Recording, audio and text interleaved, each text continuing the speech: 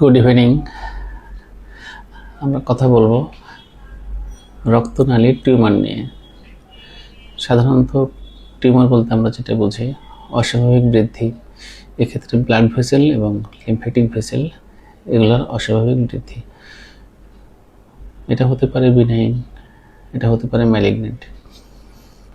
Benign যেমন হেমানজিওমা, capillary, পোর্টওয়াইন, strawberry, এগুলো small হয়, সিমটমলেস হয়, সাইডের উপর ডিপেন্ড করে। এটা সাধারণত খুব বেশি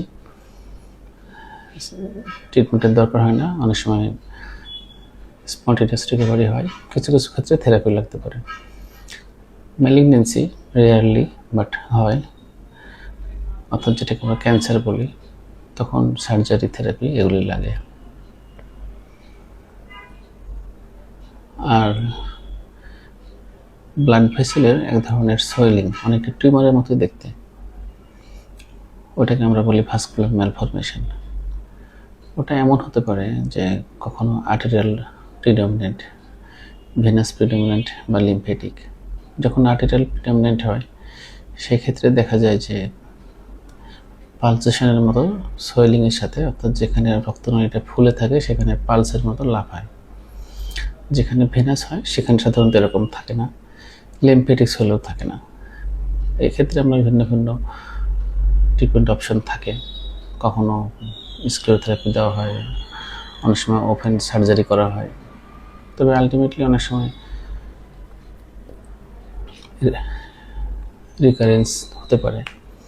আর হেমানজিওমা যেটা হয় সেটা সাধারণত এরকম হয় যে একটা সোয়েলিং থাকে, এটাকে প্রেশার বা কম্প্রেস করলে এটা মনে হবে যে নাই, কিছুক্ষণ পরে এটা আবার ফিরে আসে। এটা আর্টারি, ভেনাস, লিম্ফেটিক্স যে কোনো ক্ষেত্রে হতে পারে। আর যখন ম্যালিগনেন্সি হয় টিউমারের ক্ষেত্রে, তখন যেটা হয় একটু তো সোয়েলিং থাকে বা ফুলে থাকে, এর পাশাপাশি পেন বা বিভিন্ন লোকালি ইনভলভমেন্ট থাকে, আর কিছু ফাংশন ইম্পেয়ারমেন্ট করতে পারে। তো যখন রক্তনালীর টিউমার হয়, কমন ইনভেস্টিগেশন হচ্ছে এমআরআই বা বায়োপসি, এবং টিউমারের ধরন অনুযায়ী এটা আলটিমেটলি চিকিৎসার